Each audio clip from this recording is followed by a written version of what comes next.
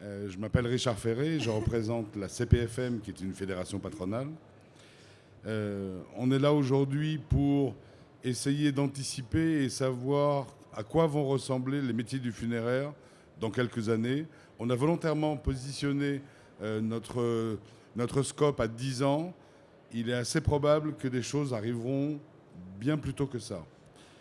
Alors, on va le prendre sous 3 angles qu'on va traverser. Le premier angle, qui est indissociable de notre activité, c'est les attentes des familles. Que vont être les attentes des familles en matière de services? Est-ce qu'elles voudront davantage de services? Quel type de services voudront-elles? Le deuxième point, c'est les attentes des collaborateurs, c'est-à-dire que les générations qui entrent aujourd'hui sur le marché du travail et qui rentrent sur nos métiers, elles fonctionnent un peu différemment de la manière dont elles fonctionnaient il y a une trentaine d'années. Et on va traverser également le troisième acteur qui est l'entreprise. Quel est son rôle? Quels sont ses devoirs en matière d'accompagnement, en matière de réponse à apporter tant aux familles qu'aux collaborateurs que j'évoquais il y a un instant. Alors, je vais vous présenter les intervenants du plateau. Honneur aux dames. Donc Isabelle Dabadi, je te laisse te présenter. Vas-y Isabelle. Quand vous allez m'entendre chanter, vous allez deviner d'où je viens. Je viens du Pays Basque, une petite entreprise. Une petite entreprise au fin fond du Pays Basque. Voilà, où on ne fait pas beaucoup de décès, mais on a quand même un petit panel de ce qui se passe un peu partout. Gauthier. Gauthier Caton, les pompes funèbres Caton à Orléans sur la région centre. J'ai plus de voix au bout de 3 jours, je suis désolé, j'ai de la voix cassée. On est opérateur funéraire depuis 30 ans, ça fait 5 générations qu'on est dans la profession. Et voilà, on est indépendant et on couvre un territoire assez important en région centre. Merci. Laurent. Bonjour, Laurent Servoni. Donc, je ne suis pas du tout de votre métier. Je travaille à la société Talent, où je suis directeur de l'intelligence artificielle et on accompagne des entreprises dans le changement en utilisant les outils numériques et notamment l'intelligence artificielle. Bonjour, moi je m'appelle Tanguy Châtel, je suis sociologue et je suis particulièrement intéressé sur les sujets qui touchent à la mort, que ça commence avec la fin de vie, que ça se poursuive au moment des obsèques ou que ça se prolonge dans le temps du deuil. Donc, comme vous pouvez le constater, sur ce plateau, on a voulu allier l'expérience, le quotidien de nos métiers, l'expertise que va nous amener en matière de sociologie de Tanguy Châtel, qui connaît bien nos métiers, et l'expertise que va nous amener Laurent, qui lui ne connaît pas bien nos métiers, mais nos métiers sont forcément différents des autres, comme tous les métiers sont différents des autres. Donc on ne peut pas ignorer ce qui se présente à nous, parce que le fameux « nous non, mais les autres oui », ça ne fonctionne pas. Donc ce qu'on veut vous donner, notre prétention, c'est de vous donner des clés pour vous permettre d'ouvrir des portes de réflexion sur comment j'organise mon entreprise, sur comment j'accompagne mes équipes, sur comment je considère mes clients, etc. etc. Donc je n'ai pas la prétention de dire voilà comment les choses seront dans 10 ans. Par contre, elles pourraient être comme ça. Et je crois que l'avenir, c'est aussi ce qu'on en fait. À toi, Tanguy. Je vais le prendre comme ça parce que ça sera plus confortable. Alors, merci de votre présence, de votre intérêt pour les questions qu'on va venir partager avec vous. On n'a évidemment, ni Laurent ni moi, la prétention d'être devin, simplement d'apporter des pistes de réflexion et on va se donner un long temps de dialogue après pour creuser un petit peu ce que pourrait être l'avenir des différents métiers du funéraire. Ce qu'on peut commencer à dire d'un point de vue sociologique, ça n'échappe à personne, c'est que le champ du funéraire est en rapide évolution depuis quelques années. C'est un métier qui avait fonctionné sur une base assez traditionnelle pendant des générations.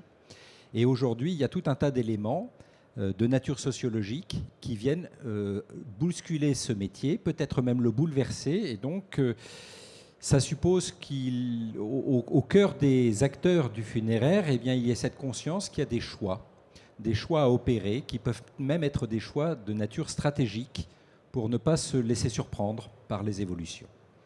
Alors, quelques données au départ pour situer. Eh bien, on sait que le marché est en croissance. Il ne le restera probablement pas de manière constante parce qu'il y a des fluctuations démographiques qui font qu'il y a une opportunité en ce moment, que c'est un métier qui est soumis à une concurrence qui est de plus en plus accrue.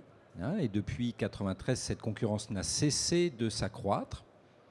Qu'autour du funéraire, il y a une évolution des produits, il y a une évolution des attentes. Bref, que les familles que vous accompagnez aujourd'hui n'ont pas le même rapport au funéraire qu'il y a ne serait-ce que 5 ans. Les choses bougent vite. On peut s'en étonner en pensant que le métier du funéraire est un métier avec une temporalité longue.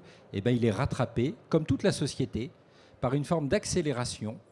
Et donc, il est d'une certaine manière obligé de se positionner par rapport à cette évolution globale de la société, soit à considérer que cette évolution est une menace par rapport à des métiers qui ont une antériorité, qui ont une longueur d'histoire, soit au contraire à considérer qu'il y aurait dans ces évolutions sociales une opportunité ou des opportunités à saisir. En tout état de cause, on peut le dire de manière un peu badine, la mort est toujours de son temps, c'est-à-dire qu'elle doit aussi être abordée avec les références contemporaines et pas simplement les références du passé, quand bien même on enterre des gens qui ont une profondeur d'histoire et on rend hommage à ce que fut leur vie. Alors, des tensions paradoxales. Est-ce qu'il faut imaginer que les métiers pourraient continuer comme ils le faisaient hier ou comme encore ils le font aujourd'hui ? Ou est-ce qu'il faut considérer qu'il devrait se projeter, mais à quel péril, à quel risque, dans un demain qui pourrait être plus technologique, plus numérique, plus virtuel ? Deuxième type de tension, on a vu ces dernières années se développer le sur-mesure dans le funéraire, et cette tension continue de s'accroître. Donc il y a à la fois un vieil ancrage qui consiste à dire que dans la mort, tout le monde est égal, et on voit ça dans la réflexion autour des cimetières, par exemple, mais aussi au moment des funérailles, le désir de personnaliser avec une question qui est toujours un peu irrésolue. Est-ce que les funérailles sont plutôt pour le défunt et pour honorer la personnalité singulière du défunt, ou est-ce qu'elles sont pour les familles et pour leur permettre de créer du lien et de se rassembler ? La question des religions est une question qui va prendre une importance croissante, alors qu'on a cru que notre société serait plutôt moins religieuse. Eh bien, tous les indicateurs montrent que nos sociétés le seront davantage. Pendant longtemps, les opérateurs funéraires ont fonctionné sur un modèle de PME, de proximité aussi. Et aujourd'hui, on voit que les restructurations au niveau du champ professionnel vont vers la construction de réseaux, la mutualisation de ressources et parfois même des nouvelles formes d'exercice. Je pense à des coopératives, par exemple. Voilà. Autre tension, on dit que le funéraire, c'est un métier local, puisqu'on répond à des besoins de gens qui sont à la proximité, mais les outils de communication et la mondialisation sont aussi passés par là. Donc ça n'est plus un métier qui peut se contenter de fonctionner au niveau local, quoique, il faut s'interroger. Mais on voit qu'il y a maintenant une internationalisation, y compris dans la chaîne d'approvisionnement des différents produits. Bref, c'est un métier qui gagne en ouverture et qui déborde le cadre national. Dernière tension, il y en aurait d'autres, mais j'en ai cité là quelques-unes qui sont emblématiques. C'est un métier du réel, le funéraire, puisqu'il s'agit bien entendu d'organiser des funérailles par rapport à une personne qui est une personne défunte, par rapport à des familles qui sont en présence. Et en même temps, on voit que toute la numérisation et le développement des technologies numériques dans notre société gagnent aussi le champ du funéraire. Et on voit que certains opérateurs n'hésitent pas désormais à se mettre uniquement en ligne, avec derrière du back-office qui est toujours réel. Bref, ça veut dire qu'au niveau des entreprises, il va falloir faire des choix. Et il ne faudrait pas penser qu'il y a des choix qui sont prédéfinis à l'avance. Cette représentation-là est juste là pour vous interpeller et vous demander où est-ce que vous avez envie de conduire votre activité et vos entreprises. J'ai donc terminé ce premier temps, puis je reprendrai la parole après, sur la question du numérique et du virtuel. Comment est-ce que ça s'accorde avec la réalité de la mort ? Et donc je passe maintenant la parole à Laurent. Belle transition. Je te passe la petite boîte. Merci beaucoup. Bien, alors comme on vous l'a dit, moi je n'ai pas la prétention de venir vous dire de manière précise comment votre métier va évoluer, puisque il faudrait que je le connaisse mieux que ça, mais il y a quand même quelques tendances de fond. Déjà sur l'intelligence artificielle, aujourd'hui, tout le monde dans cette salle utilise des outils d'IA. Généralement, quand je fais des formations en fac ou en MBA, je demande aux gens qui a utilisé de l'IA, et donc les gens ne lèvent pas la main, puis au bout d'un moment, je dis qui a utilisé un smartphone, et évidemment, la quasi-totalité de la salle lève la main. Et donc, tous dans vos smartphones, vous avez de l'IA. Ceux qui ont un iPhone, vous avez Siri, à qui vous pouvez demander la météo ou autre chose amusante dessus. Et donc, vous avez un programme d'intelligence artificielle. Quand vous prenez une photo aujourd'hui avec votre téléphone, il y a un algorithme extrêmement sophistiqué qui va calculer la profondeur de champ, etc. Puisque, en fait, dans le numérique, évidemment, on n'a pas comme dans l'argentique les mêmes technologies. Et donc, ce sont des algorithmes d'IA qui calculent toutes ces choses-là. Et puis, je vous ai mis sur cette page un ensemble d'exemples d'outils où il y a de l'IA.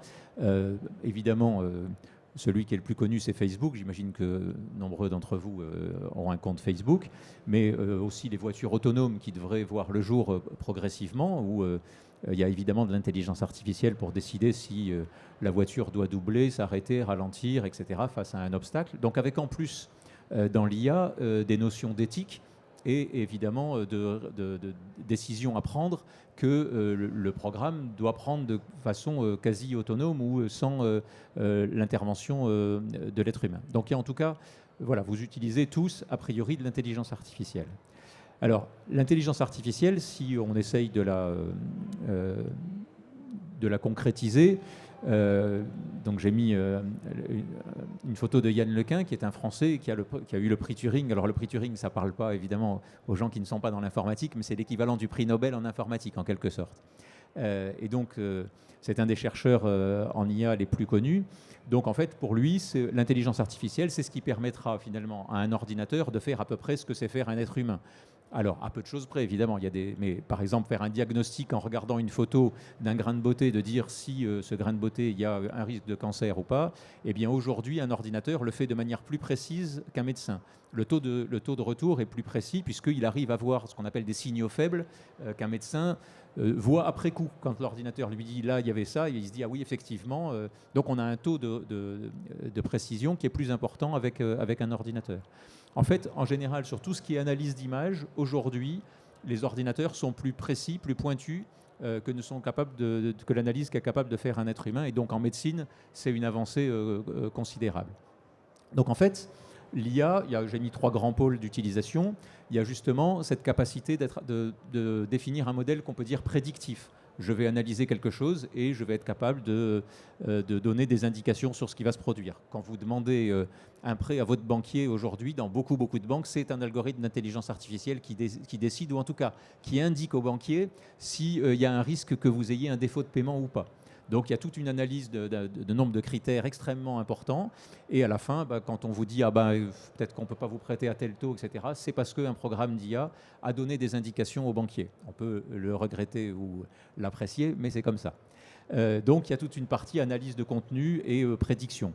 Vous avez aussi, quand vous vous mettez sur le site de la SNCF ou d'autres sites de ce type-là, quand vous demandez un service, vous pouvez le demander au travers de ce qu'on appelle un chatbot, donc une interface avec laquelle vous dialoguez et qui est pilotée par des programmes plus ou moins intelligents.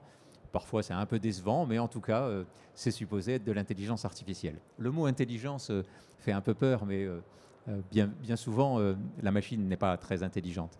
Et puis, vous avez quelque chose dont on va reparler, qui est toute la partie personnalisation. Tanguy en a parlé un petit peu aujourd'hui. Les gens s'attendent à avoir du sur-mesure. Eh bien, effectivement, vous avez des moteurs dits de moteurs de recommandation.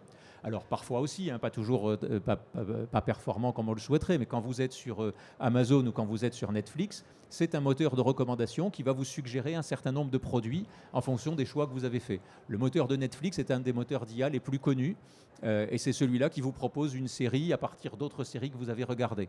Alors évidemment, vous pouvez dire c'est pas la série qui m'intéresse, néanmoins, c'est quand même un moteur d'IA qui fonctionne en fonction de vos habitudes et des choix que vous avez faits précédemment. Donc voilà un ensemble d'une description un petit peu générale de l'intelligence artificielle. Alors là, je vous ai listé une partie des métiers qui n'étaient pas du tout concernés par le numérique et l'IA. Et pour qui, eh bien, dans ces métiers-là, nous, c'est ce qu'on a l'habitude de dire, c'est chez nous, c'est pas pareil et on a toujours fait comme ça. Et le chez nous, c'est pas pareil, on a toujours fait comme ça, eh bien, tous ces métiers-là l'ont connu. Par exemple, les taxis, vous savez qu'ils ont été légèrement embêtés par l'arrivée de Uber. Et donc, j'ai listé quelques métiers, puis j'ai mis des exemples en face. Donc, vous avez Uber, vous avez les notaires et tout ce qui est génération automatique de documents. Vous avez la presse, où aujourd'hui, de nombreux articles sont générés automatiquement par de l'IA. Et c'est très très facile, notamment pour les résultats de sport, d'avoir un programme qui, vous imaginez bien, vous avez un canevas, et puis on vient remplir les trous, c'est machin qui a gagné avec tel score, et puis etc. Et donc même vous imaginez bien qu'il n'y a pas besoin d'une intelligence surhumaine pour faire ça.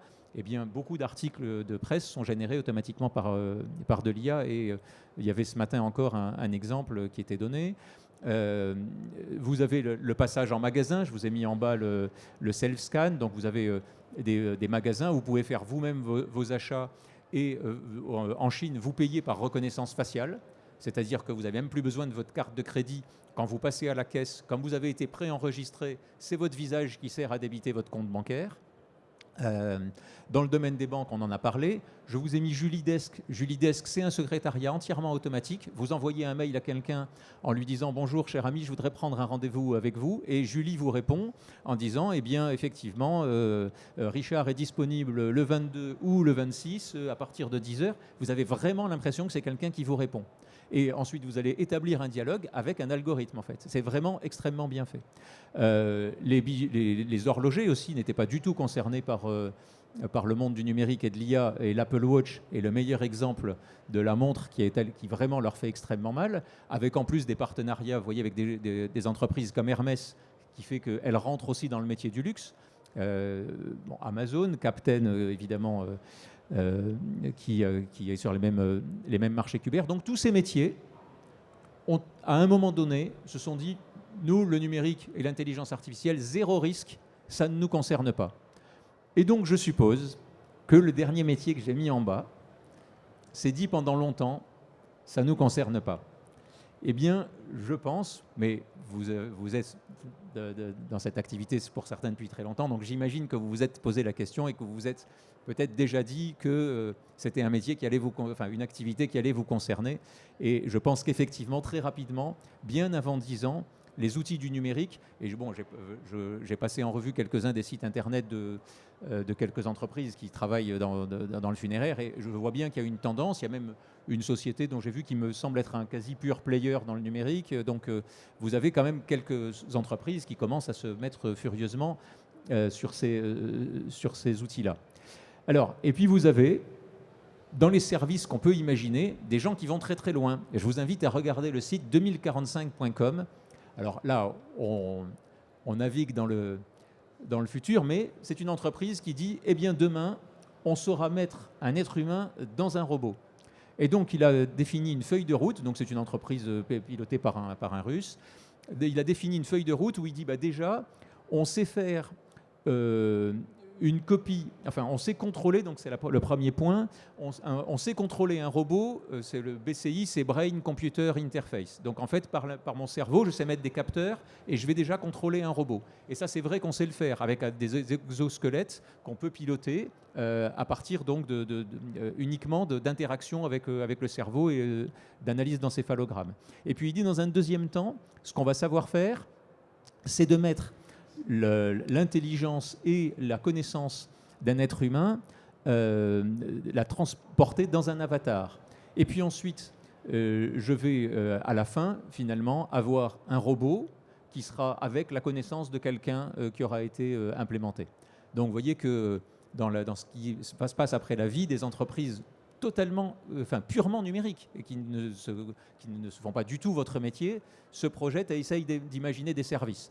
Alors bon, je pense que ça va un peu loin, il y a un peu de marge. Là, la feuille de route qui s'est donnée, techniquement, on sait qu'il y a quand même quelques difficultés à résoudre. Mais vous voyez qu'il y a quand même des gens qui y réfléchissent, qui sont vraiment à 100% et uniquement dans le métier du numérique et de l'IA.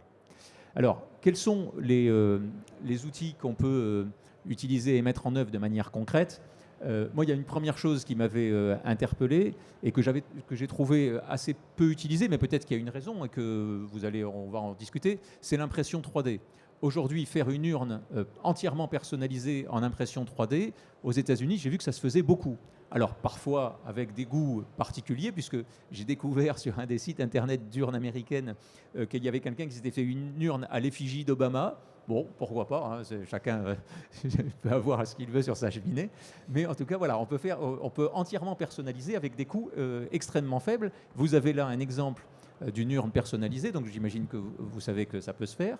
Mais on obtient en impression 3D des résultats très très performants avec des coûts extrêmement faibles. Et puis avec des textures extraordinaires qui sont impossibles à faire en grande production. Puisqu'en fait, personnaliser et utiliser des textures qui aient un look métal, un look bois, etc., on ne peut pas le faire en production importante. Donc évidemment, l'imprimante 3D, pour ça, c'est génial. Donc je pense que c'est un domaine qui devrait intéresser certains d'entre vous. Ensuite, les moteurs de recommandation. On en a parlé tout à l'heure avec Netflix. C'est vrai que quand je choisis un produit, que ce soit une urne ou que ce soit tout autre produit, bon, moi je n'ai pas d'expérience sur, effectivement, pour l'instant, pour le choix d'une urne, encore que j'en ai vu quelques-unes sur des sites qui sont extrêmement esthétiques, mais on peut imaginer que la personne qui vient dans une entreprise de pompe funéraire puisse avoir une interface numérique, soit de chez elle, soit sur une borne, qui va lui proposer, en fonction d'un certain nombre de critères, qui peuvent être évidemment le budget, mais des critères qui peuvent être l'âge, je sais pas moi, la catégorie socio-professionnelle, etc., des produits qui soient adaptés, et en tout cas qui fassent un premier travail de débroussaillage du produit, parce que j'imagine que vous n'avez pas tous les produits à disposition, et donc de les voir sur un écran, voire en réalité augmentée, ou en réalité virtuelle, et je sais qu'il y a des expériences de ce type-là, eh bien le moteur de recommandation peut être utile. Ensuite, autre exemple qui est assez performant en IA, c'est le traitement du langage et donc la génération de documents. J'en ai parlé dans le domaine sportif, mais évidemment, si on sait générer un texte qui annonce un résultat de sport, on peut très bien générer une nécrologie de manière automatique et qui soit assez sophistiquée. Donc quand on doit produire une nécro un peu évoluée, d'aller capter sur Internet l'ensemble des éléments de la vie de quelqu'un et en faire un document élaboré, c'est finalement assez facile à un programme d'IA. Bon, je passe sur les devises parce que j'étais passé sur un des sites d'une entreprise qui est peut-être dans cette salle et j'avais trouvé que la constitution du devis était un peu, alors je dirais pas triste parce que évidemment peut-être que le mot est un peu inapproprié, mais en tout cas pouvait aller plus loin dans la constitution de ce qu'on peut faire avec une interaction homme-machine. Les assistants virtuels, là aussi, dialoguer avec une machine, c'est parfois un peu rébarbatif, mais je pense que ça offre un service différent. J'ai travaillé pendant 2 ans au secrétariat d'État à l'aide aux victimes et donc je m'occupais des relations avec les associations de victimes, notamment du Bataclan, Charlie Hebdo, etc. Eh bien, vous avez des gens qui ont envie d'avoir une relation humaine et puis d'autres, quand ils ont subi, par exemple sur les attentats de Nice, il y avait quand même une masse importante de gens qui avaient été traumatisés, eh bien, qui ont peut-être envie d'être chez eux et d'avoir qui n'ont pas envie de parler avec qui que ce soit et qui préfèrent avoir une interface numérique. C'est comme ça. Et donc, le choix doit être possible, s'adresser de manière à une interface virtuelle. J'ai cité la robotique, je crois que Gauthier va parler des exosquelettes. Non, tu dis un mot là-dessus, je crois. Donc, je le laisserai détailler. Et ensuite, tout un ensemble de services numériques qui peuvent être proposés. Et là, j'ai mis une affiche qui était dans Paris il y a quelque temps, qui est l'IA commence à faire parler les morts. C'était le lancement d'un épisode de Black Mirror où une femme perd son mari et on lui propose de pouvoir continuer avec son mari décédé. En fait, ça existe. Ce n'est pas du futur, c'est que ça existe. Il est parfaitement possible de récupérer l'ensemble des écrits que quelqu'un a fait et donc de faire du « à la façon d'eux ». Le « à la façon d'eux », c'est un exercice littéraire qui est très connu, qui est extrêmement facile. Eh bien, il y a une jeune femme qui a perdu son ami à New York et qui a créé qui est partie de là et qui voulait continuer à dialoguer avec lui. Alors, encore une fois, on peut trouver ça génial, idiot, etc. Et donc, elle a récupéré la façon dont il communiquait et donc elle s'est créée une sorte de chatbot pour discuter avec lui, donc de manière virtuelle. Eh bien, ça, c'est par exemple un type de service qui existe, vous voyez, qui s'est monté. Alors après, dans le film de Black Mirror, ça va au-delà, puisque ensuite il y a la voix qui intervient, et puis à la fin, c'est un robot qui arrive chez elle. Donc, mettons de côté cette... comme ça, je vous ai spoilé, c'est plus la peine d'aller regarder l'épisode.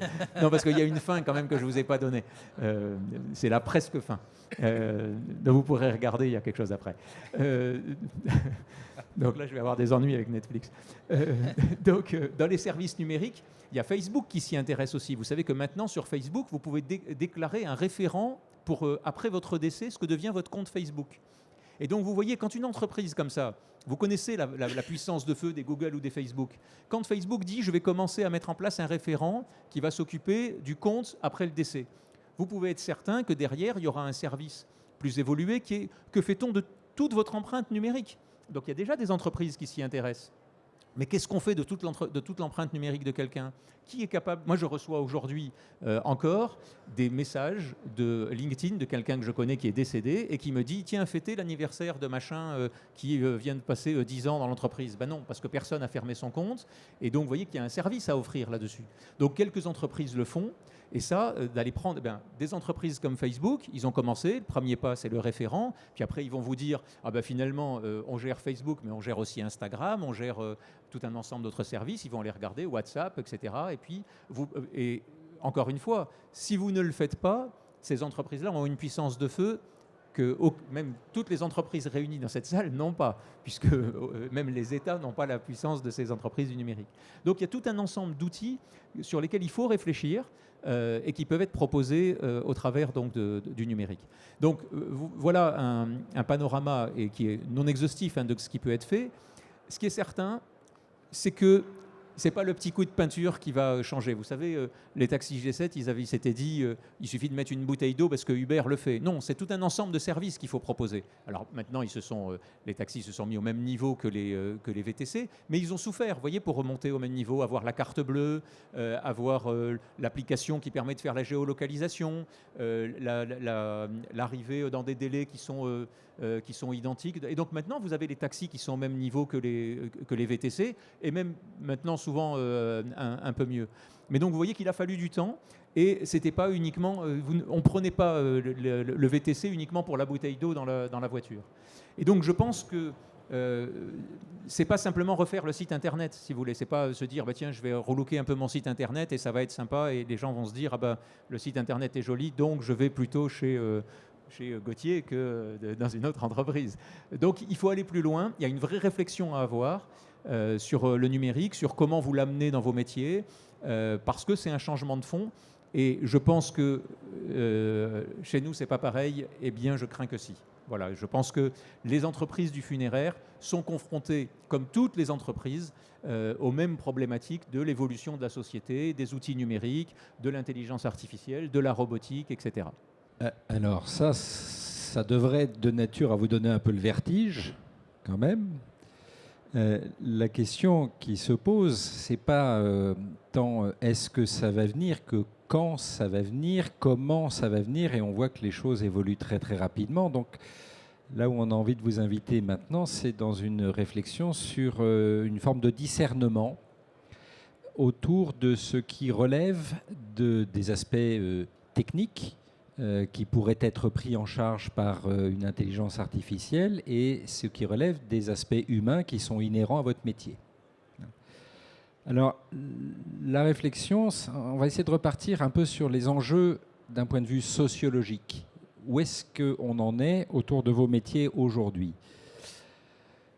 Je l'ai un peu dit en introduction, on observe une évolution du marché assez importante, puisque année après année, on va vers toujours plus de concentration autour de quelques acteurs. Donc ça interroge sur la place qui reste aux toutes petites entreprises et même aux entreprises moyennes.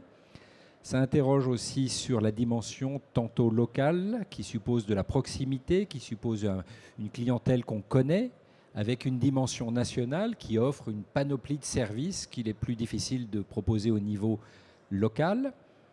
Mais il y a des réflexions qui sont plus transversales parce qu'elles touchent l'ensemble du champ de toutes les entreprises actuellement. C'est tout ce qu'on va appeler la responsabilité sociale ou sociétale des entreprises, parce qu'il y a non seulement de la part du public, notamment de la part des citoyens, mais également de la part des gens qui travaillent dans les entreprises, aujourd'hui, une exigence à côté de laquelle il n'est plus possible de passer, qui est une exigence de sens. Quel sens ça a pour moi de travailler dans cette entreprise ? Quel sens ça a pour moi de prendre cette entreprise comme client ? Et on constate dans toutes les enquêtes sociologiques que le prix est une donnée encore importante, mais ça n'est plus la seule donnée en matière de choix. Et peut-être que ça n'est déjà plus la première donnée en matière de choix. Donc les entreprises qui ne seraient pas sensibles à cette évolution des valeurs et des attentes risquent de se retrouver assez vite discréditées. Et puis, je ne vais pas y revenir, mais il y a l'impact de l'IA, du digital. Tout ça, ça bouscule toutes les entreprises. Et donc, il n'y a pas de raison, comme l'a dit Laurent, que les entreprises du funéraire y échappent. Mais dans le champ du funéraire, on voit aussi que les attentes des familles sont en train de changer. Elles avaient avant une espèce de relation traditionnelle, de fidélité, parce qu'on avait fait appel, parce que pour l'enterrement de papa, on avait fait appel à telle entreprise, et bien pour l'enterrement de maman, ça va être la même entreprise. C'est plus vrai. C'est plus vrai parce que d'abord les distances géographiques ne sont plus prohibitives, mais les liens numériques facilitent les choses. Et puis la sociologie des familles a changé, elles sont éclatées géographiquement. Donc on a une circulation beaucoup plus facile et des corps et des clients sur l'ensemble du niveau, au niveau territorial. Les représentations à l'égard des entreprises du funéraire, elles ont changé aussi. Parce qu'avant, on pouvait passer devant une entreprise du funéraire et puis la repérer d'assez loin pour pouvoir changer de trottoir. Aujourd'hui, vous passez à côté, vous vous êtes peut-être demandé si vous n'étiez pas passé à côté d'un fleuriste, voire d'un salon de coiffure. Il y a toute une appropriation de la question du funéraire qui a progressé dans notre société à grand renfort de publicité, de communication, mais aussi parce que la mort fait partie du paysage, pas que dans Black Mirror. C'est-à-dire que tous nos médias aujourd'hui sont obsédés par la question de la mort. Et donc, de manière tout à fait insidieuse, la question de la mort, qui était une question d'exception, fait de plus en plus partie du vécu presque quotidien des gens. Moi, je suis de ceux qui pensent que le tabou de la mort, d'une part, n'a pas vraiment existé, mais s'il avait existé, il serait plutôt derrière nous. Ça ne veut pas dire qu'on a une relation facilitée à la question de la mort, mais ça veut dire qu'elle est revenue dans le paysage. En tout cas, les obsèques sont aujourd'hui beaucoup plus intégrées dans le paysage qu'elles ne l'étaient. Ce qui n'est pas intégré dans le paysage, c'est la question du deuil. Le deuil, lui, est sorti du paysage social. Mais la question de la fin de vie est complètement intégrée à travers la question des soins palliatifs. La question des obsèques est assez banalisée à travers la question des conventions obsèques, par exemple, à tel point qu'on vous dit « Comment ? Vous n'avez pas fait votre convention obsèques ?» mais vous n'êtes pas un homme moderne. Un homme moderne, c'est celui qui anticipe, c'est celui qui prévoit, c'est celui qui n'a pas de gêne à l'égard de cette question. La question qui, elle, je le redis, est en dehors du champ de la société aujourd'hui, c'est la question du deuil. Donc les représentations, les comportements au niveau des familles sont en train de changer. J'y reviendrai un peu plus précisément. Parce qu'en fait, qu'attendent les familles je vais y revenir après. Mais troisième point qui change aussi, et vous l'avez remarqué dans vos métiers, c'est le profil des gens qui travaillent dans le funéraire. Pour faire beaucoup de formations auprès des professionnels ou des futurs professionnels, je fais des sondages chaque année. Je vois que avant, les gens venaient un peu parce qu'ils étaient dans une logique traditionnelle. Dans la famille, on avait toujours fait ce métier, donc ils venaient se former. Ou bien parce que Pôle emploi leur avait dit c'est un secteur qui recrute. Ah bon, j'y avais pas pensé. Bon, pourquoi pas, on verra bien. Il n'y avait pas forcément une appétence immédiate. Et j'observe de plus en plus que les professionnels viennent de manière plus positive vers les métiers du funéraire, et j'y reviendrai juste après. Alors, les attentes des familles, traditionnellement, l'attente, c'était d'abord la qualité de l'expertise funéraire. J'attends évidemment un service irréprochable, une compétence qui n'est pas prise en défaut, et je vais plutôt m'orienter vers les entreprises qui ont les labels de certification, des ISO 9001 ou ISO 14001, à toutes sortes de garanties. Pourquoi je choisirais lui ? Parce qu'il me donne une marque de fiabilité. Deuxième chose qui venait en chemin, c'est « Ah bon, il y a autant de choses à faire au moment des obsèques. Ah, je n'avais pas soupçonné qu'il me faudrait prendre autant de décisions, que ce soit pour le rapatriement du corps, pour les formalités administratives, pour la conservation du corps dans un funérarium, pour la pratique ou pas de soins de thanatopraxie, hein, pour la mise en place de la convention obsèque, pour le choix entre inhumation, crémation, pour le choix d'une cérémonie civile ou religieuse. Bref, les gens sont assez égarés peut-être devant l'ampleur des choix qu'ils doivent faire. Donc le métier de conseiller funéraire porte bien son nom puisqu'il y a un choix croissant et donc un besoin de conseil également croissant. Et ce qui passait traditionnellement pour un peu plus secondaire, c'était la qualité d'écoute, la qualité d'accompagnement, parce qu'elle était souvent mise en place par d'autres, notamment par les médecins, qui étaient des médecins de famille, ou des professionnels d'hôpital, mais avec lesquels on avait une relation qui avait une certaine continuité dans la durée. Et c'était ceux qui connaissaient. Le secret médical dit bien son nom, c'est ceux qui connaissaient la famille. L'autre qui accompagnait aussi souvent autour de la mort, c'était le curé, hein, qui connaissait aussi l'ampleur de la famille. Mais celui-ci, aujourd'hui, il est un peu en sous-effectif, si j'ose dire. Donc, ce sont davantage des laïcs. Et puis, la société s'est sécularisée. Donc, même si je l'ai dit en introduction, le monde sera sans doute plus religieux dans 10 ans qu'il ne l'est aujourd'hui. Il se trouve qu'en ce moment, notre société reste encore très sécularisée et que le curé est plutôt un acteur de deuxième plan, puisqu'on appelle en premier les pompes funèbres, lesquelles vont ensuite contacter le curé quand c'est le cas. Et le troisième acteur, qui était un acteur de confiance au moment de la fin de vie et du deuil, c'était le notaire, qui avait tous les papiers, toutes les volontés du défunt et ainsi de suite. Mais on en change très aisément de notaire. C'est plus aussi fréquent d'avoir un notaire de famille. Donc le professionnel du funéraire devient un acteur de confiance parce que c'est le premier qu'on sollicite et en plus c'est celui qui a l'image d'être vraiment capable de nous guider dans ce moment particulier de la mort. Parce que les professionnels de santé, ils changent. On meurt à l'hôpital avec des professionnels qu'on ne connaît pas. Voyez. Donc le premier interlocuteur, et toutes les enquêtes sociologiques le démontrent aujourd'hui, ça devient le professionnel du funéraire. Et finalement, il y a une forme d'inversion parce que ce qu'on attend de plus en plus, c'est de la part des professionnels du funéraire, de l'écoute, une qualité d'accompagnement, une part d'humanité. Et ensuite, on verra ce qu'il est capable techniquement de proposer. Voyez. Je rajoute à ça que s'il n'y a que la prestation technique qui est proposée, alors on ne vous fera aucun cadeau s'il y a le moindre dérapage dans l'exécution de la prestation. Mais s'il y a eu en amont, auprès du conseiller funéraire, une qualité d'accueil suffisante, alors on voit que les familles sont prêtes à dire « Oui, il y a eu un petit truc qui ne s'est pas très bien passé, mais j'ai été tellement bien accueilli que finalement, j'en ai presque eu pour plus que mon argent. » Je ne m'attendais pas à avoir cette qualité d'écoute, cette qualité d'accompagnement. Ça rejoint très précisément les attentes des professionnels qui, eux aussi, veulent faire de leur métier un métier de relation. De plus en plus, c'est la qualité de la relation qui est mise en avant dans les motivations des plus jeunes professionnels. Ensuite, avoir une utilité sociale et familiale dans ce moment très particulier qui est celui de la mort. Donc on voit que de plus en plus, il y a des profils de gens qui étaient antérieurement des commerciaux dans la grande distribution et qui viennent vers les métiers du funéraire parce que c'est ça qu'ils espèrent y trouver. Troisième point, comment ce métier est-il valorisé ? Eh bien, ils attendent du secteur, de la branche, qu'on soit capable de valoriser ce métier qui ne sera jamais un métier populaire. Hein. N'en faisons pas ce qu'il ne sera pas. Hein.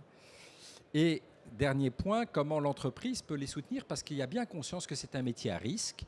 Même quand on est conseiller funéraire, d'être confronté à la détresse des familles, ça peut ébranler. Et quand on est amené à aller sur le terrain, eh bien, on peut être particulièrement choqué. Donc, il nous faut introduire, et je reboucle sur mon premier point, l'idée de responsabilité sociétale et sociale, parce que c'est des personnels qui peuvent être en danger. Il y a des risques psychosociaux qui n'ont pas encore été suffisamment identifiés dans le cadre de ces métiers. Donc, les entreprises ont cette responsabilité aussi de changer leur discours, peut-être leur positionnement, pour répondre et aux attentes des familles et aux motivations des collaborateurs. Après, vous rajoutez des déterminants sociologiques plus généraux, la flexibilité du travail, ça c'est quelque chose qui s'est considérablement développé depuis 10 ans, et l'équilibre vie privée vie professionnelle, mais aussi l'interconnexion entre vie privée et vie professionnelle. Nous ne sommes plus dans des mondes où on peut dire je laisse ma vie privée à la porte du bureau et je laisse ma vie professionnelle à la porte de la maison.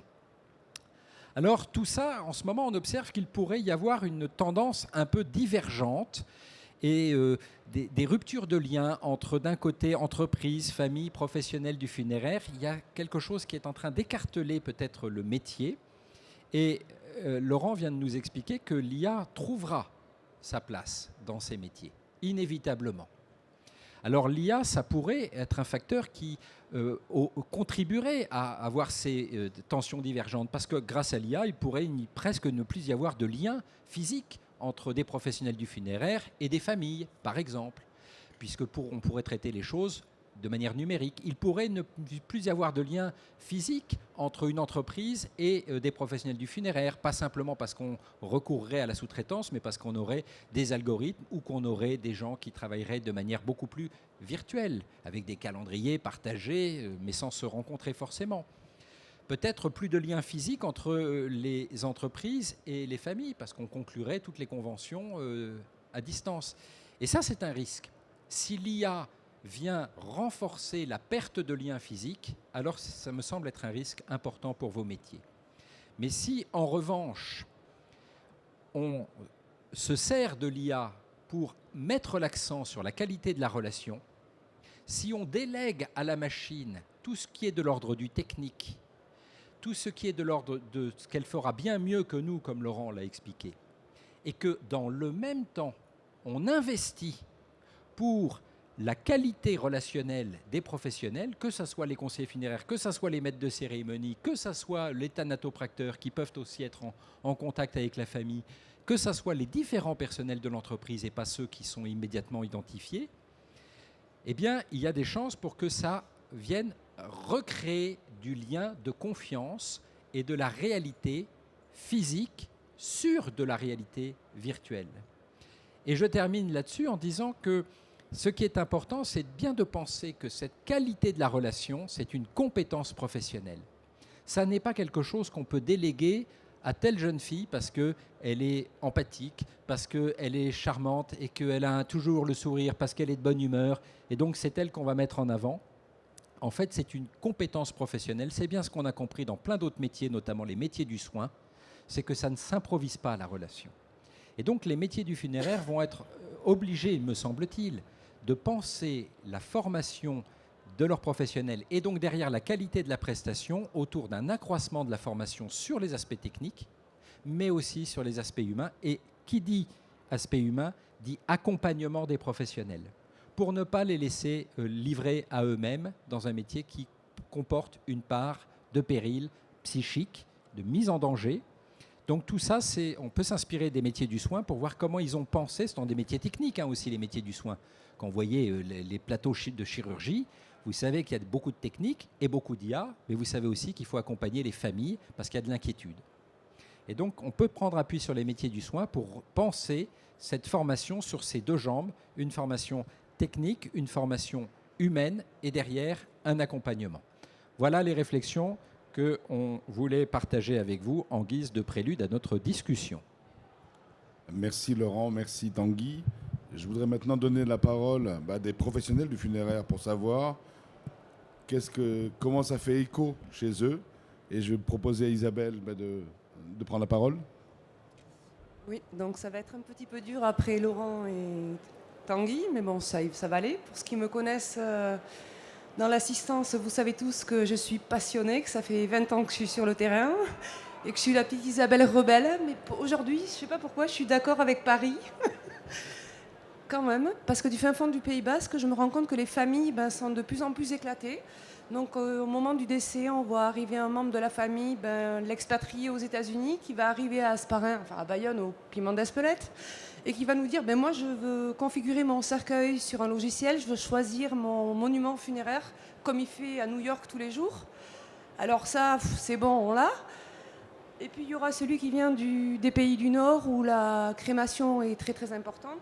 Lui, il sera habitué à l'urne personnalisée, il voudra faire le malin devant l'autre membre de la famille locale en disant je veux telle ou telle urne. ça aussi, c'est bon, là, on a les imprimantes 3D qui arrivent un petit peu partout quand même. Et puis celui qui est là, il se dit, bon, c'est bon, ils sont arrivés avec leurs idées, mais le pompe funèbre, il a réussi à s'adapter, on va pas trop bafouer les traditions, parce qu'on est quand même avec toutes ces relations humaines, on veut pas s'éloigner de tout ça. Et on se rend compte que c'est les familles qui nous ont amené tout ça pour l'instant, que c'est pas l'opérateur funéraire qui allait au-delà de tout ça. Et on se dit, ben, avant de se laisser avoir par les familles, on a trouvé l'imprimante 3D, il y aurait peut-être d'autres choses pour les accompagner, tout en restant vraiment, moi je suis vraiment passionnée, et c'est voilà, c'est une vocation, donc la relation humaine, je sais qu'on ne peut pas l'enlever. Enfin, on pourra toujours, mais ça ne sera pas pareil, ça ne sera pas le même boulot, on va toujours peut-être accompagner, mais c'est ce qui fera la différence. Par contre, est-ce que tout seul, avec tout ce qu'il y a à faire, toutes les exigences, on pourra réussir à accompagner les familles ? Je suis pas si sûre. Pourtant, je suis speedée, je fais plein de choses en même temps, mais je sais pas. Et je m'imaginais, l'autre jour, en rentrant en McDo, il y a ces interfaces, vous savez, où maintenant, on commande tout dessus. Puis on n'arrive pas, on n'a rien oublié avant de payer. On nous propose le café, il y a tout. Alors là, la machine, elle pourrait peut-être être à côté de la famille, assez petite, où on sait que l'assistant, il n'oubliera pas non plus la gravure au cimetière ou les démarches après décès. Il ne pourra rien oublier. Donc il y a le petit algorithme qui sera un peu le second du conseiller funéraire, où il pourra tout choisir, donc rien oublier. Et puis, pour gagner du temps, ça serait peut-être, parce que vous voyez tout l'administratif qu'on a après, la famille elle est partie, ouf, punaise, on a oublié de vendre ça, mais il y a toute la logistique à faire après. Donc on pourrait imaginer l'algorithme qui ferait des connexions avec le diocèse, avec le crématorium, le dépôt, le gars qui fait le cercueil, le chauffeur qui va chercher la famille à l'aéroport, la collation à préparer, tout ça, ça pourrait être fait sans que l'assistant funéraire ait à le faire. Donc finalement, on se rend compte qu'il y a déjà les certificats médicaux qui sont dématérialisés. L'intelligence artificielle, malgré tout, elle a déjà trouvé sa place au sein du funéraire sans que l'on s'en rende compte finalement. Alors pourquoi on ne pourrait pas accompagner un petit peu davantage, à creuser un petit peu plus ? Parce que je pense qu'elle rentrera donc, sans qu'on se laisse dépasser, qu'elle nous accompagne dans le bon sens finalement. Qu'est-ce que j'avais marqué d'autre ? Oui, donc, voilà, donc l'intelligence artificielle s'est déjà frayé un chemin dans le funéraire, et puis elle pourrait nous aider à toute cette logistique, finalement, à aider le prix de vente moyen aussi, que tout le monde se cache, mais qui est au bout final. Hein. C'est quand même une entreprise à faire tourner, donc il y a le chiffre au bout qui pourrait... là, il n'y aura plus d'excuses.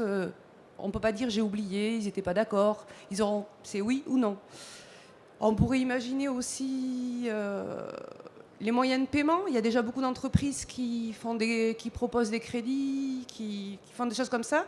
La machine peut-être pourrait le proposer aussi. Enfin, moi, je ne suis pas du tout dans ce truc-là, mais ça pourrait arriver payer en 3 fois, je ne sais pas, moi, tous ces systèmes de crédit qui pourraient se faire aussi avec la machine.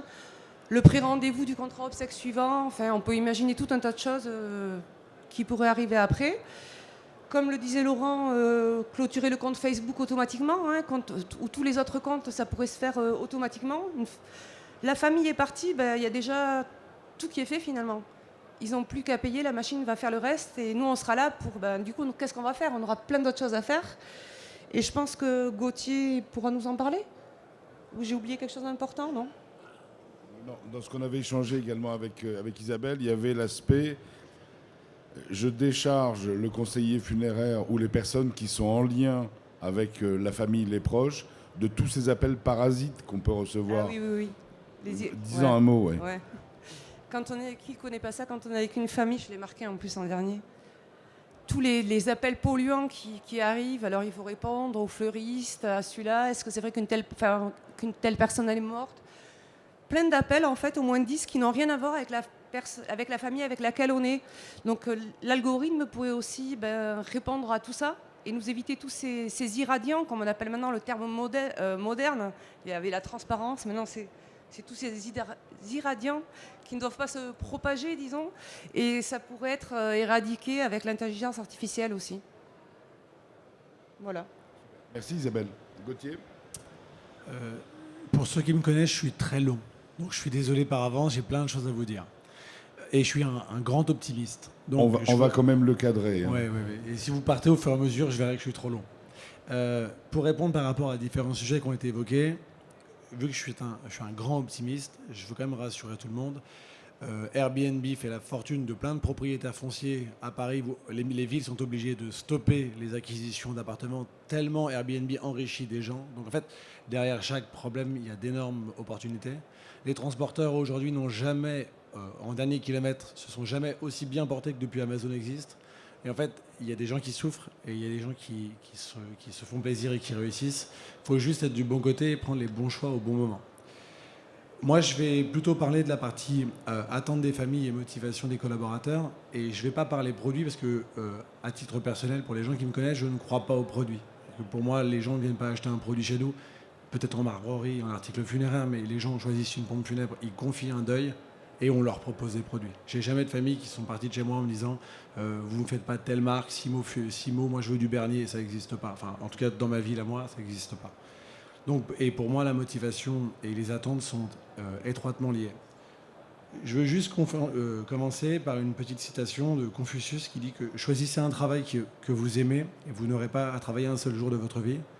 Et en fait, je pense que ça résume bien une partie de notre métier, c'est qu'on est sur un métier qui est passionnant, les dirigeants sont passionnés et on doit transmettre cette passion à nos collaborateurs. Et s'ils ont la même passion que nous, quelle que soit la taille de l'entreprise, je pense qu'on peut avancer et construire des choses intéressantes. Pour ça, il faut que les gens retrouvent du sens dans notre métier et leur parler de commerce et de vente. Je pense que c'est s'adresser à des mauvaises personnes ou c'est placer des gens dans des mauvais contextes.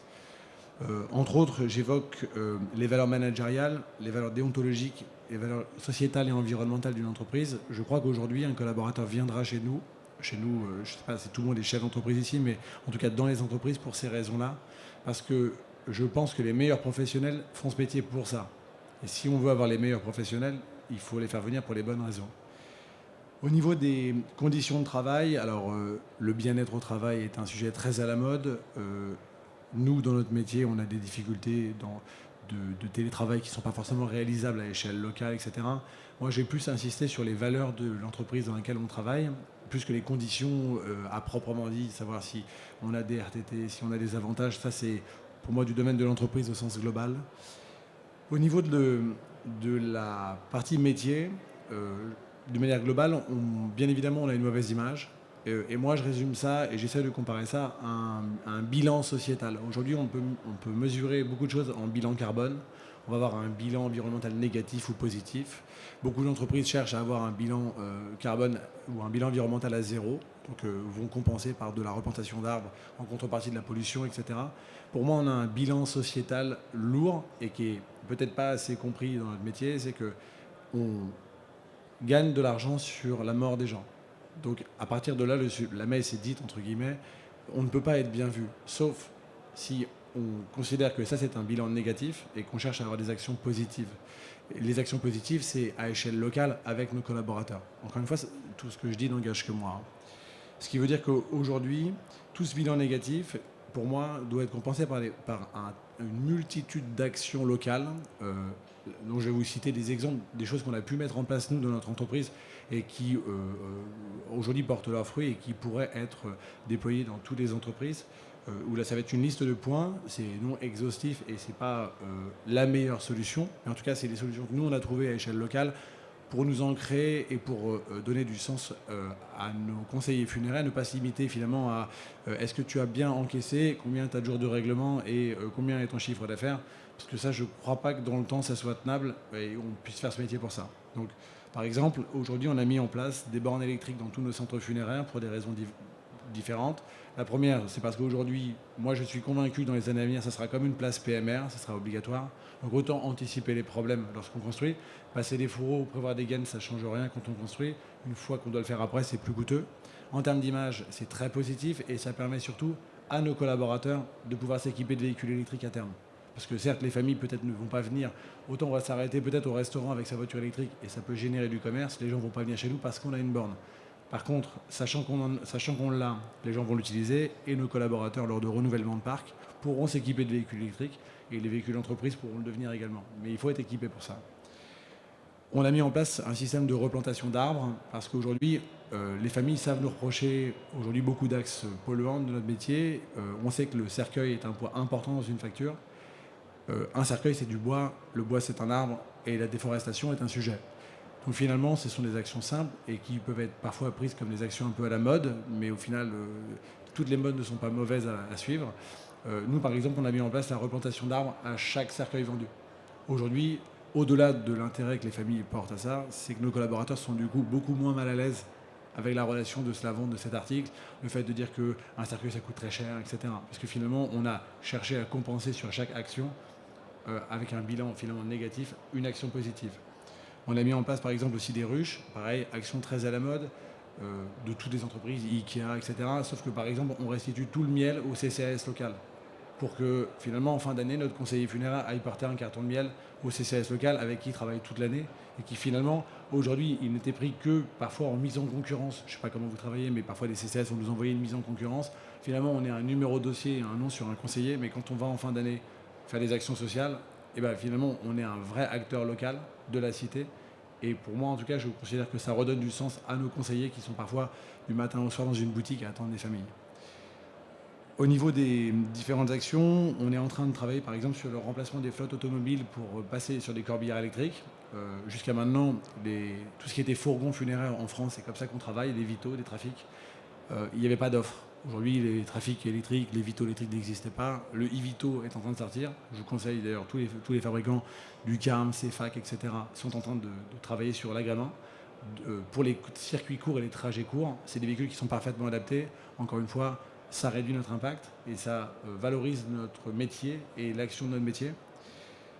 Les différentes solutions d'usage pour réduire l'usage des voitures, aujourd'hui la mise en place de covoiturage, on n'a pas encore mis, mais on est en train d'établir une charte pour permettre aux familles de prendre des bonnes décisions environnementales lors d'un convoi. C'est-à-dire qu'aujourd'hui, on ne peut pas nous reprocher de polluer quand on voit 7 personnes arriver avec 7 voitures à une cérémonie de la même famille.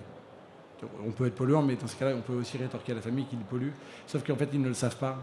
Et dans ces moments-là, c'est compliqué de les sensibiliser à ça.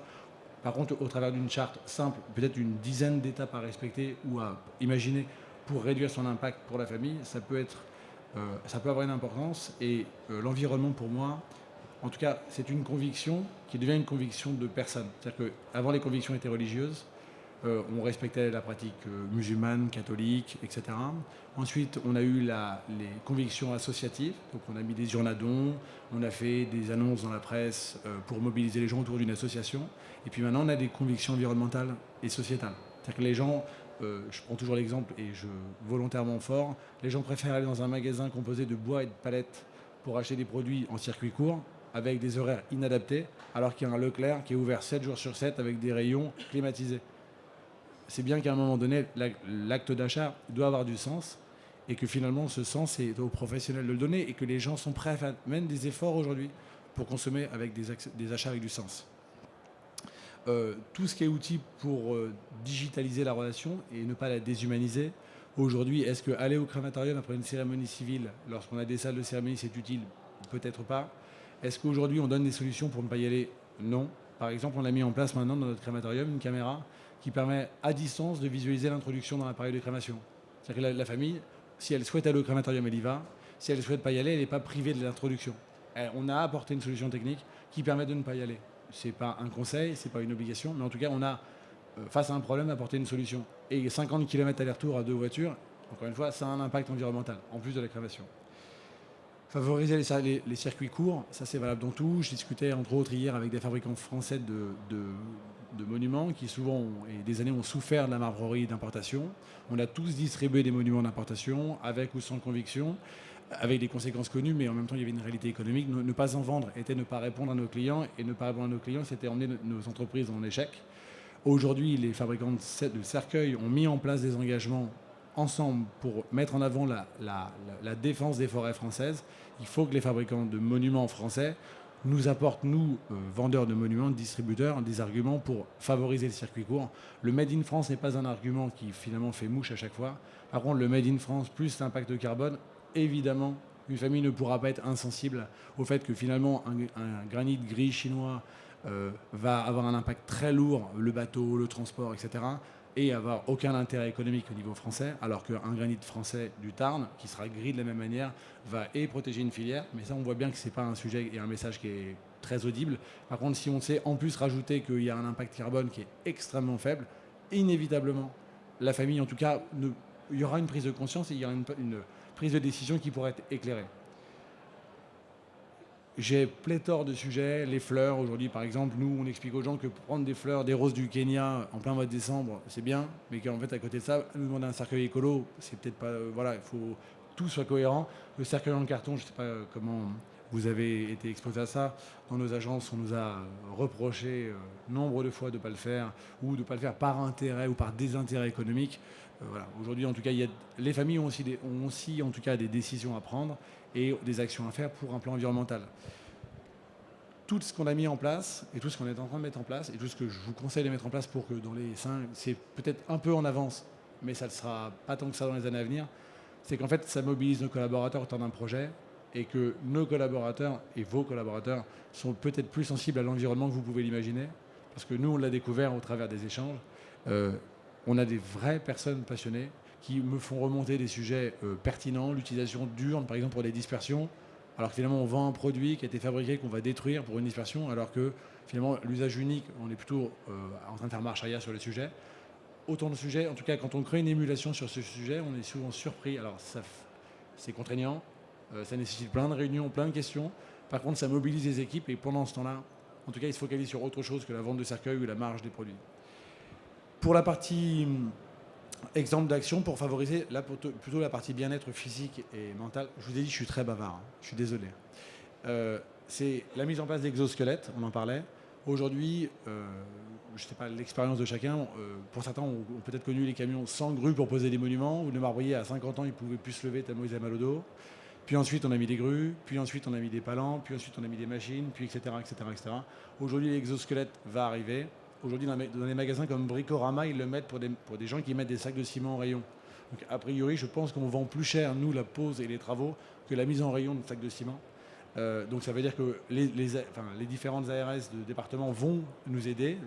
Une fédération peut travailler sur ce genre de sujet pour aider la prise en charge des équipements protégeant nos collaborateurs. Mais les exosquelettes vont arriver inévitablement. La mise en place de soutien psychologique, mettre en place des soutiens avec des psychologues de proximité est indispensable pour nos salariés qui sont exposés aux problèmes majeurs. Voilà dans les grandes lignes ce que j'avais à vous dire pour la partie on va dire, sens du métier, RSE, etc. Le dernier point, et je fais très vite, c'était la partie besoin des entreprises. Aujourd'hui, oui, les entreprises, les PME vont être en difficulté, sont en difficulté. Les groupements, les mutualisations sont des dangers.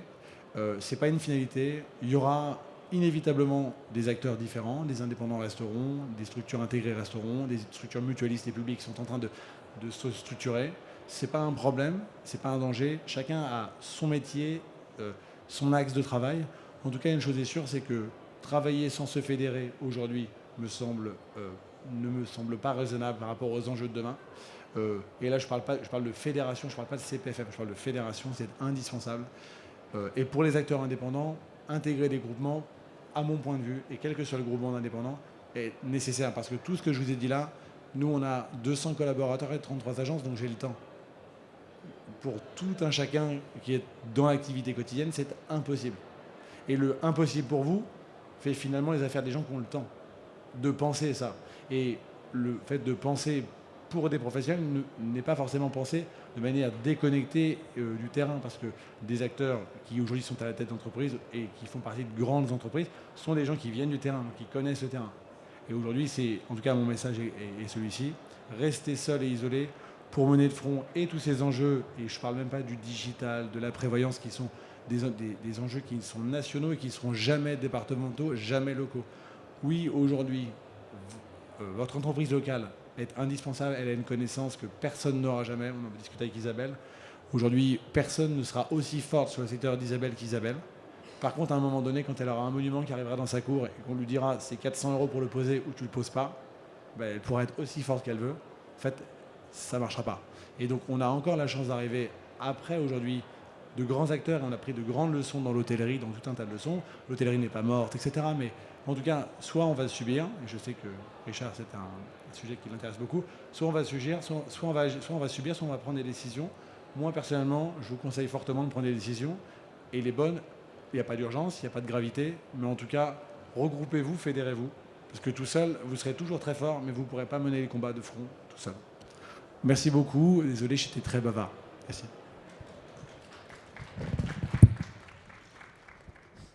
Alors, maintenant, il serait intéressant, effectivement, qu'on partage avec vous. On évoquait ce choix tout à l'heure. En fait, les entreprises vont se trouver très rapidement à un carrefour. Et ce carrefour, il y a 2 panneaux indicateurs. Il y a un panneau indicateur qui va dire choisir et un deuxième panneau indicateur qui va dire subir. Et je vous disais tout à l'heure, je crois que les choses sont ce qu'on en fait. C'est aussi aux entreprises de se positionner et de tracer leur chemin. Et en ça, on peut se poser la question sur des TPE, sur des petites structures, sur effectivement le coût que ça peut représenter. Et forcément que ça représente un coût. Il y a probablement moyen, et c'est des solutions sur lesquelles il faut réfléchir. Aujourd'hui, on est en train de poser les choses et de se projeter, mais il y a forcément moyen de mutualiser et probablement qu'une fédération telle que la nôtre pourrait accompagner les entreprises sur des solutions qui pourraient être mises à disposition. Voilà, donc ça, c'est des réflexions qu'on devra mener. Les questions, je vais vous passer tout de suite la parole, mais un point encore sur lequel je voulais revenir, et ça a été dit de différentes manières tout à l'heure, c'est qu'on ne peut pas opposer, selon moi, l'intelligence artificielle à l'intelligence sociale. Il ne faut pas les opposer. Parce qu'en fait, l'une doit être au service de l'autre. Et je pense réellement que si on prend les choses avec suffisamment, nous, d'intelligence, justement, pour organiser, pour mettre en place des réponses adaptées, il est plus que probable que l'IA déchargera le conseiller funéraire et tous les personnels en lien avec la famille de toutes les tâches à faible valeur ajoutée pour permettre justement à ce conseiller funéraire ou à ces personnes en lien avec la famille de se consacrer à développer et à mettre en place du temps sur des tâches à plus forte valeur ajoutée. Voilà. Je vous propose maintenant, si vous avez des questions, que nos intervenants y répondent.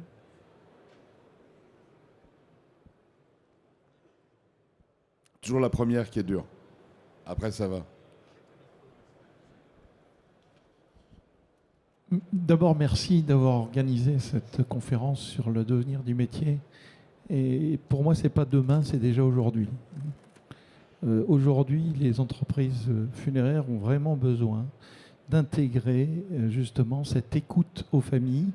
Alors, il y a l'anonymat par l'intelligence artificielle de la transaction technique. Il faut arrêter, il faut dépolluer les gens des appels pendant qu'ils appellent accueillent les familles. C'est vrai. C'est logique, c'est simple, c'est basique, il faut le faire aujourd'hui, pas demain. Les familles sont de plus en plus agressives, de plus en plus exigeantes. Et lorsque je rencontre beaucoup de conseillers funéraires, je rencontre 400 par an à peu près, en formation, ils me disent tous, les familles sont très exigeantes et on n'arrive pas à répondre aujourd'hui à toutes leurs demandes. Ils veulent du one-to-one, ils veulent de l'économie circulaire. Ils veulent beaucoup de choses qu'on ne peut pas encore leur fournir. Comment vous envisagez de vendre cette nouveauté? C'est un secteur très réticent au changement. La numérisation fait peur. On donnait le vertige avec M. Cervoni. Comment vous envisagez de vendre, entre guillemets, en tant que fédération, aux acteurs du métier, cet impératif de répondre à ces demandes?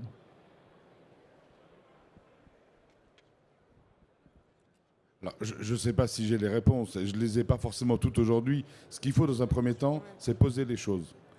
Poser les choses, ça veut dire derrière, il faut qu'il y ait une forme de prise de conscience.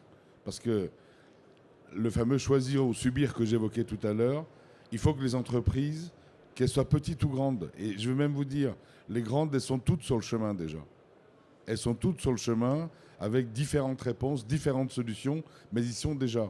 Et moi, mon credo, c'est de dire que l'une de nos raisons d'être, c'est justement de pouvoir informer, sensibiliser, etc., etc., et accompagner les petites et moyennes structures. C'est elles qui auront besoin de cette forme d'accompagnement. Parce que si elles ne sont pas accompagnées, il est assez probable qu'elles ne le feront pas. Donc, aujourd'hui, je ne vais pas dire que c'est l'an zéro, on n'en est pas là, mais néanmoins, on pose les choses. Ça veut dire qu'on va ouvrir des pistes de réflexion et on va probablement, parce que moi c'est une formule que j'aime bien, monter des groupes de travail. On a monté des groupes de travail sur différents sujets et on apporte à chaque fois soit un guide de recommandation, soit des réponses qui sont aussi adaptées que possible par rapport au contexte et aux acteurs. Je crois que pour répondre à la question précisément, il faut monter un groupe de travail avec des entreprises diverses, parce qu'il y a une diversité énorme dans la profession. Il faut monter un groupe de travail et que ce groupe de travail alimente, construise des pistes de réflexion, etc. Et puis moi, je vous donne très volontiers rendez-vous sur une très prochaine édition pour voir comment on a évolué sur ce chemin.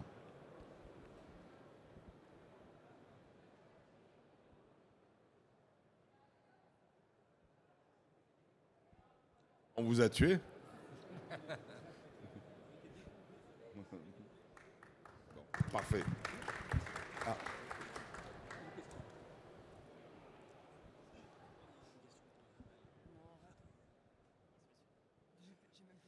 Mesdames, Messieurs, bonjour. Merci effectivement pour cette conférence qui est très très instructive et pour votre intelligence d'esprit et votre ouverture face à ce milieu.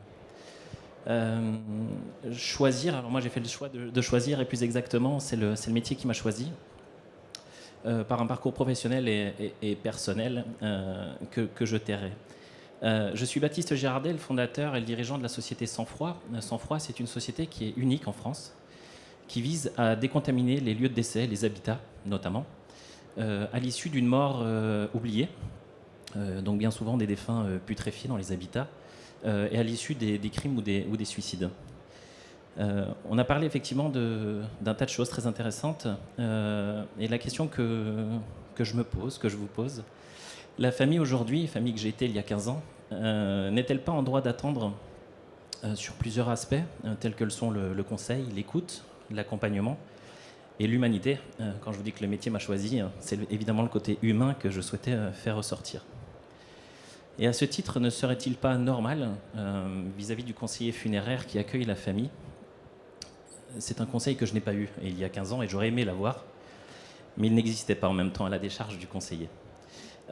C'est de voir vis-à-vis des enjeux sociaux et sociétaux, ça aiderait aussi, à mon sens, l'image de la pompe funèbre qui accueille la famille. On a la prétention aujourd'hui de dire qu'on aide dans le deuil. Pourquoi? Parce qu'on touche au lieu du décès, à l'habitat qui est concerné par le décès, qu'il soit violent ou naturel, mais dont les conditions imposent une décontamination de l'habitat. La prétention, même si j'ai fait des métiers qui sont évidemment très regardants vis-à-vis de la mort, c'est un métier en France qui n'existe pas. Et comme j'avais la prétention et le professionnalisme de le présenter, de le proposer aux familles, je suis allé me former au seul endroit au monde où il existe, c'est-à-dire le nettoyeur de scènes traumatiques, et pas ce qu'on peut voir sur différents camions écrits en jaune sur fond noir, parce qu'heureusement il n'y a pas beaucoup de crimes, c'est-à-dire ce nettoyage de scènes traumatiques. Je suis allé l'apprendre au Canada, et c'est le seul endroit au monde où on délivre une certification dans ce domaine, puisqu'on ne peut pas s'improviser conseiller funéraire, on ne peut pas non plus s'improviser nettoyeur de fluides corporels qui ont été évacués dans un habitat, sur un lit, un parquet, et j'en passe. Le risque psychologique, moi j'ai fait le deuil en créant cette société. Le risque psychologique, quand vous devez être face à des fluides corporels d'un défunt que vous devez nettoyer parce que vous n'avez pas d'autre choix, eh bien finalement vous ne vous en remettez psychologiquement jamais. L'attente des familles aujourd'hui ne serait-elle pas, vis-à-vis du conseiller funéraire, de pouvoir proposer à ces familles, au sein de l'habitat, un nettoyage certifié par des gens formés qui accompagnent ces familles, qui nous posent les questions suivantes. Baptiste, est-ce que je dois vendre la maison? Est-ce que je peux dormir dans ma chambre, alors que la chambre n'a pas été forcément concernée par le lieu de décès? Tout ça, ce sont des familles au quotidien que nous aidons. Nous avons 3 ans d'existence et nous avons aidé 444 familles. Merci de votre écoute.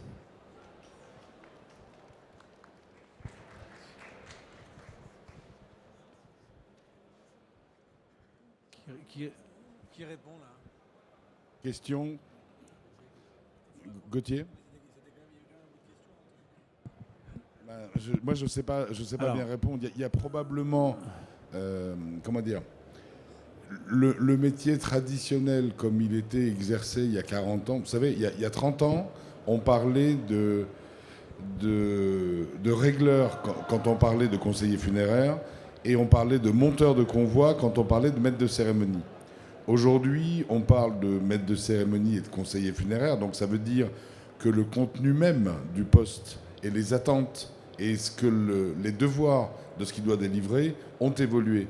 Il est assez probable que tous ces aspects qui peuvent être considérés comme périphériques, mais qui ne le sont pas forcément, peut-être devront intégrer effectivement l'offre de service des opérateurs.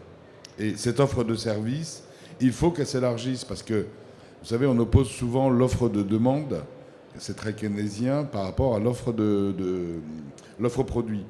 Et en fait, quand une famille rentre, mais vous savez mieux que moi ça, quand une famille rentre dans une boutique de pompes funèbres, la plupart du temps, pour pas dire presque toujours, elle ne sait jamais à quoi s'attendre. Et quand on lui demande qu'est-ce que vous voulez, ben, ils veulent rien de spécial. Quand on leur demande par rapport au cercueil, est-ce que vous avez des attentes, non. Et là, ce sera aux professionnels, et ça a été, je crois, assez bien dit tout à l'heure, ce sera aux professionnels de présenter une palette de produits et de services qui sont adaptés à la situation. Et Isabelle l'a dit tout à l'heure, le fait d'être aidé par un outil fait que justement on n'en oubliera pas.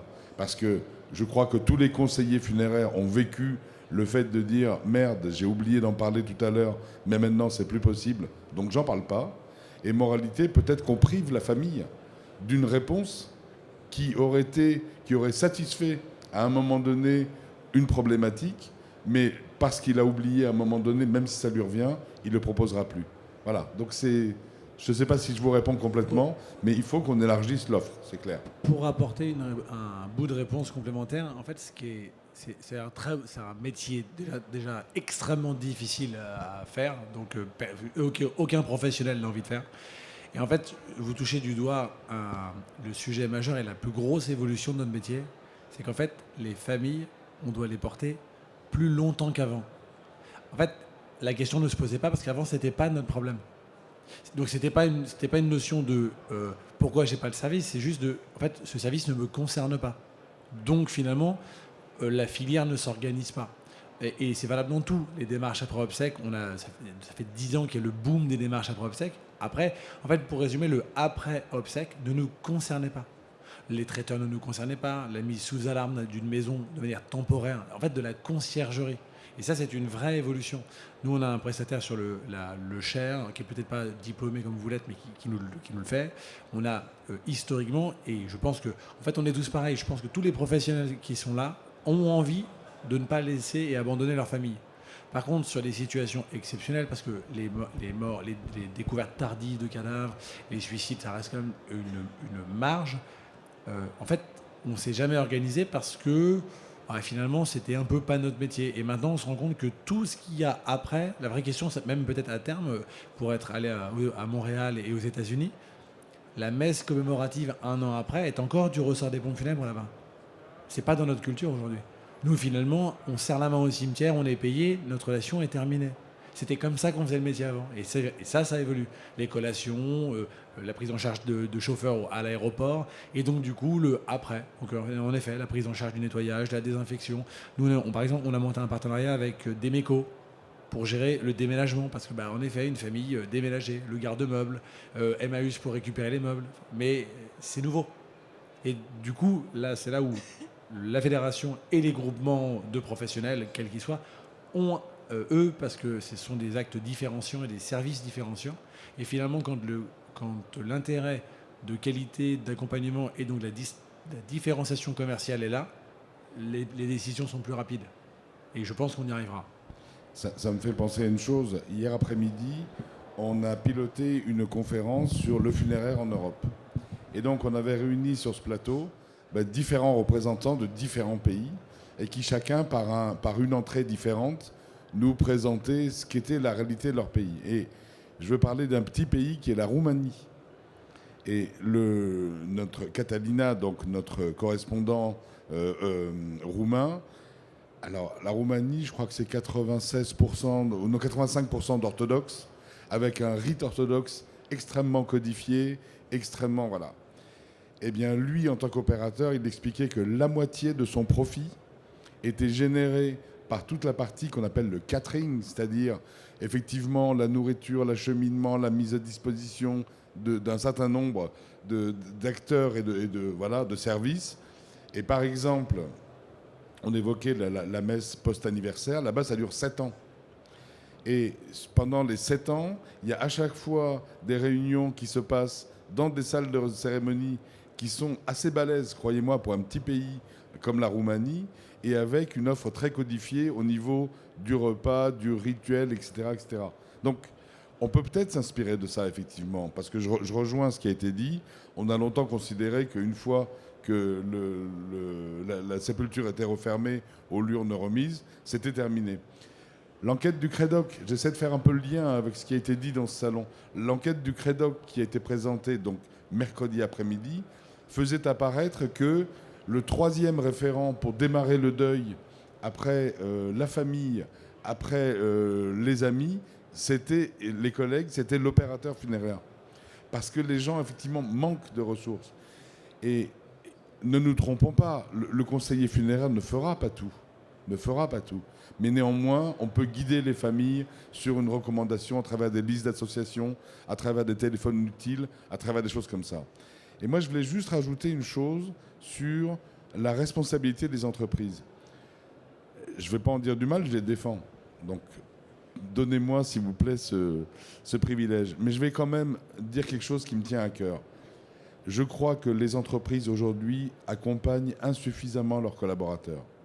Si je forçais le trait, et je le force, un collaborateur est formé, il a 20 ans, il va travailler dans une agence où il sera la plupart du temps seul, il va se trouver confronté à des situations qui peuvent être des fois très difficiles, il va prendre des habitudes, des bonnes, mais aussi des mauvaises.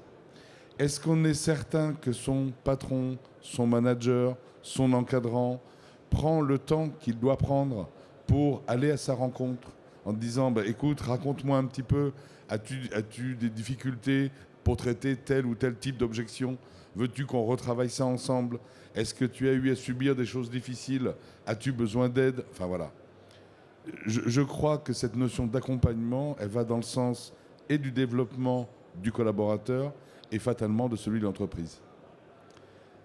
J'en ai fini. Du coup, Tanguy, ça lui donne une... Non, mais j'ai envie de rajouter, parce que c'est un point qui me tient particulièrement à cœur, ce que tu viens de dire, Richard, c'est-à-dire qu'on observe que dans le champ du travail, d'une manière générale aujourd'hui, la responsabilité des entreprises par rapport au fait de s'assurer que les gens ne sont pas exposés à des risques psychosociaux, elle est devenue incontournable.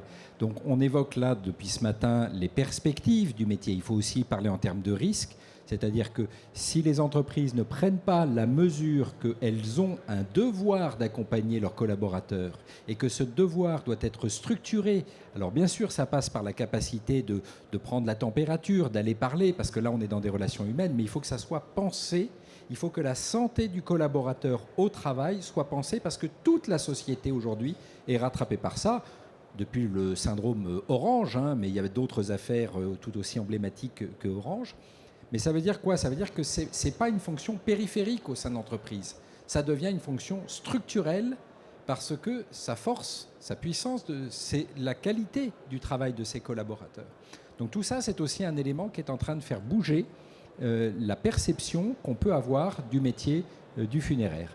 À la fois par les développements, on a dit à quel point il y avait certainement des investissements à anticiper, des investissements à imaginer, des investissements techniques, mais aussi des investissements humains pour améliorer l'offre, mais aussi pour mettre les collaborateurs en meilleures conditions de travail, parce que la société ne tolérera plus que les gens soient malmenés, je ne vais même pas dire maltraités, mais malmenés dans le cadre du travail.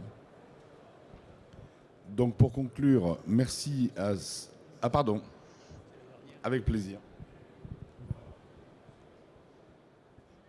Bonjour, J'ai une question par rapport à ce que vous disiez sur un point que vous n'avez pas abordé, c'est le problème des générations. En fait, aujourd'hui, on rentre dans une période où on va avoir 4 générations en même temps, avec notamment la génération Z qu'on appelle les mutants. Et vous n'avez pas abordé ce point-là lors de votre défi. Est-ce que c'est un point important dans le cadre de ce métier du conseiller funéraire? On va se retrouver avec 4 générations, des gens qui ont 20 ans, qui sont une manière de réfléchir ou d'appréhender le métier, ou la notion de vie privée et vie professionnelle différente, avec des gens qui ont 60 ans et qui ont accessoirement vécu ce métier de manière totalement différente depuis 40 ans. Est-ce que c'est un défi aujourd'hui pour les entreprises et comment elles vont accessoirement aborder ce sujet-là et comment l'appréhender pour faire cohabiter ces 4 générations, parce que ça fait quand même 4 générations en même temps, X, Y, Z en même temps. Accessoirement, c'est quand même un vrai défi, quoi. Alors, d'un point de vue sociologique, moi, je ne me reconnais pas dans ces catégories un peu psychologiques qui ont été mises en avant, X, Y, Z. Ce que je constate, c'est que ce n'est pas tellement une question d'âge ou de tranche d'âge. Certainement qu'à 60 ans, on a des comportements qui ne sont pas les mêmes qu'à 20 ans. Mais il y a des choses qui traversent les âges et qui sont, on l'a évoqué, Gauthier l'a évoqué tout à l'heure, le besoin aujourd'hui de se comporter en citoyen, par exemple. Ça, c'est vrai que ça soit à 60 ans ou à 20 ans. Donc un collaborateur qui va choisir une entreprise du funéraire, il va attendre des valeurs, mais la famille qui va choisir cette entreprise du funéraire, elle va rejoindre le collaborateur sur ces mêmes valeurs, alors qu'ils n'ont pas forcément la même tranche d'âge.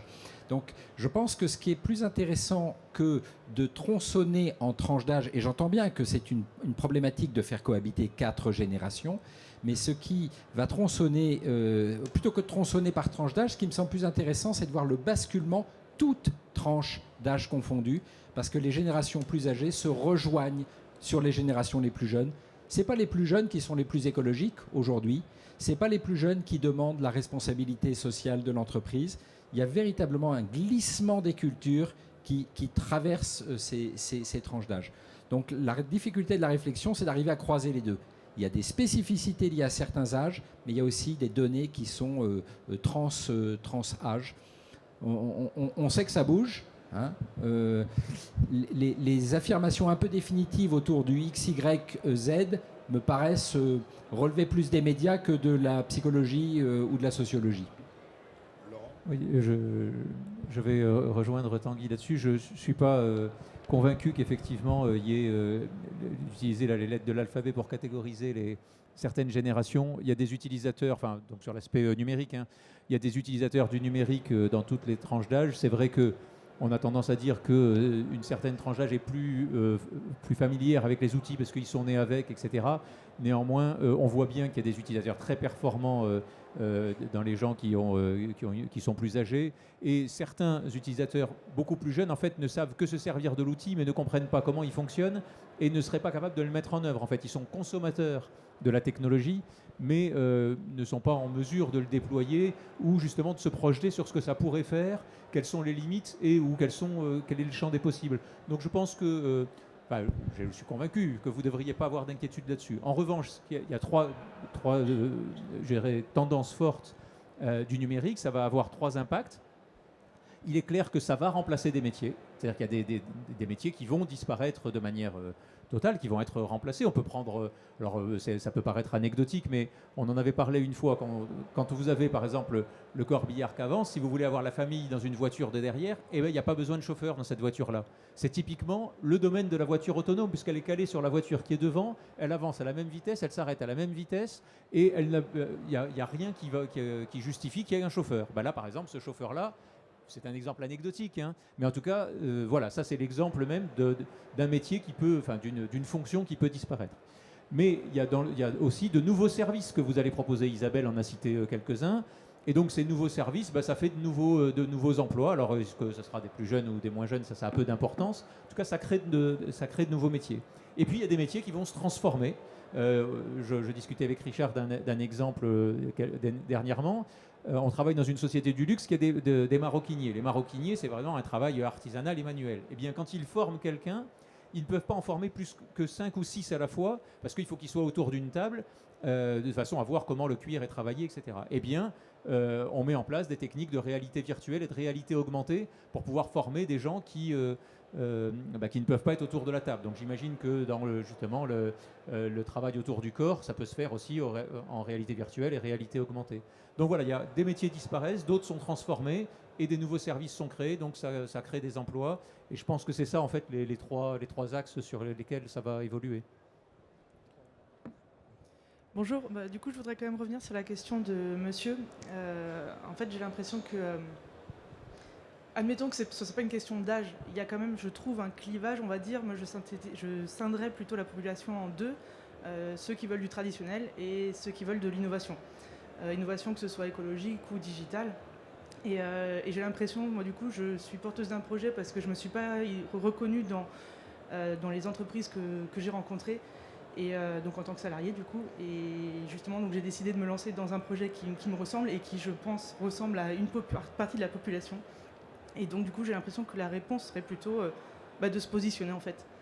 Soit on décide justement de suivre la tendance dont vous nous avez fait part aujourd'hui, soit comme vous disiez tout à l'heure en fait, soit on choisit, soit on subit. Et moi j'ai l'impression que c'est une question de positionnement en fait. Donc, personnellement, s'il y en a qui veulent me rejoindre dans l'aventure, et Gauthier, je suis déjà en contact avec toi via les réseaux sociaux, mais voilà, je partage tout à fait cet état d'esprit.